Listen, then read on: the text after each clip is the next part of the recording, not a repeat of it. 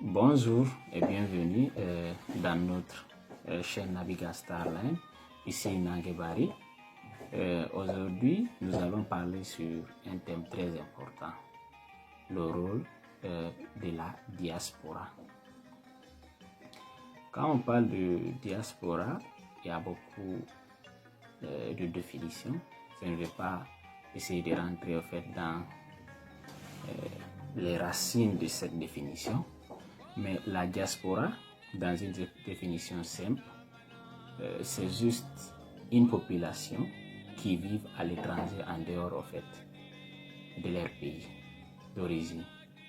Donc c'est ça en fait la diaspora. Avant de parler au fait de la diaspora, on va vous parler au fait de nos business ici Naviga Starline. Naviga Starline est une entreprise de services qui opère en Turquie et au Burkina Faso actuellement. Naviga Starline vous aide à vous connecter pour faire du business en Turquie et dans plusieurs pays en fait, comme la Chine, l'Inde et d'autres pays en fait. On va revenir en fait sur notre sujet, la diaspora. La diaspora, comme elle est définie au départ, c'est juste une population qui vit en dehors en fait, de leur pays, de leur nation, de leur territoire. Et pour rappel, moi je ne considère pas les Africains qui vivent dans un autre pays de l'Afrique comme des gens qui se trouvent au diaspora. Parce que pour moi, l'Afrique est un pays. Donc, la diaspora africaine, pour moi, ce sont les Africains qui vivent en dehors, en fait, de l'Afrique. La diaspora est très important dans le développement d'un pays, dans notre communauté. En Afrique, généralement, la diaspora joue moins son rôle. L'importance d'une diaspora, par exemple, la diaspora en fait chinoise, lorsque la Chine, le premier régime chinois, ils ont décidé en fait d'aller apprendre ce que les Chinois ne connaissaient pas en Chine, d'aller apprendre en Europe, d'aller apprendre en Amérique, dans les plus grandes universités du monde.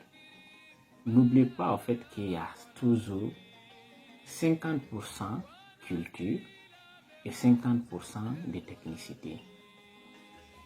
Il dit, n'allez pas apprendre en fait la culture des autres, allez apprendre la technicité et revenez chez nous pour acclimater cette technicité dans notre culture. Donc les jeunes Chinois sont partis, ils ont bien appris, ils sont revenus et acclimaté cette technicité chez eux.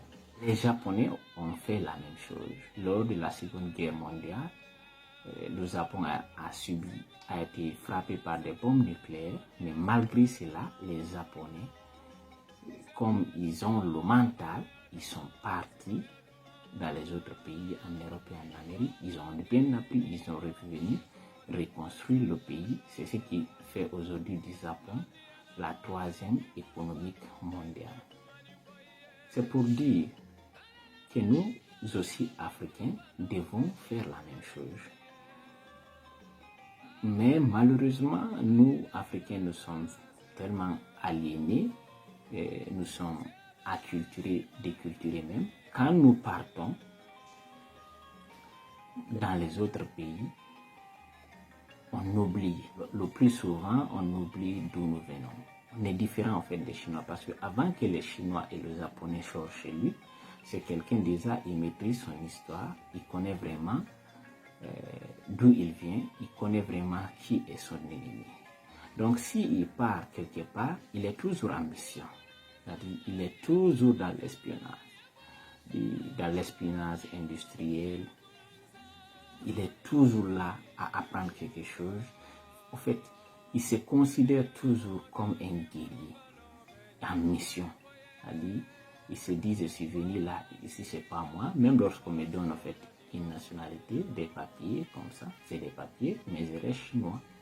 Je parle chinois, je mange chinois.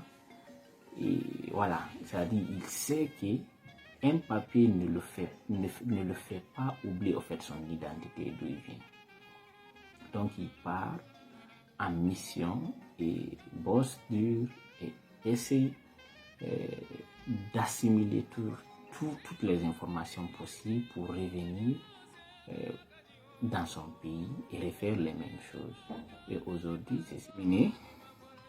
Retenons que nous sommes africains avant d'être américains. Nous sommes africains avant d'être des Britanniques, des Français et autres. Quels que soient les papiers qu'on obtient dans les pays là où nous vivons, soyons africains avant d'être en fait de ces pays. Parce que tous les autres peuples, ils restent eux-mêmes partout où ils sont avant d'être autre chose. Restons nous-mêmes et soyons en mission, apprenons. Chacun n'a qu'à se développer, chacun n'a qu'à apprendre quelque chose pour essayer d'apporter sa pierre à l'édifice pour la reconstruction en fait, de cette civilisation africaine. Parce que une seule personne ne peut pas changer, un seul messie ne peut pas venir changer l'Afrique. C'est ensemble. C'est quand le peuple africain entier va s'orienter aux mêmes buts, aux mêmes objectifs, qu'on pourra atteindre cela. Deux seules personnes ne peuvent pas faire cela.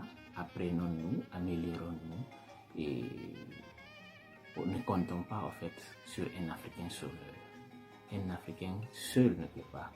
C'est-à-dire un Africain seul qui vient apprendre chaque jour comment changer l'Afrique. Si nous, on ne s'améliore pas et qu'on laisse un seul Africain s'améliorer, nous le mettons en danger.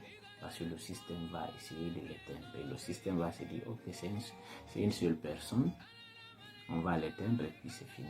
Donc, apprenons, sachons que nous sommes des soldats, nous sommes en mission, apprenons chaque jour, améliorons-nous, voilà, et rentrons avec des solutions dans notre continent.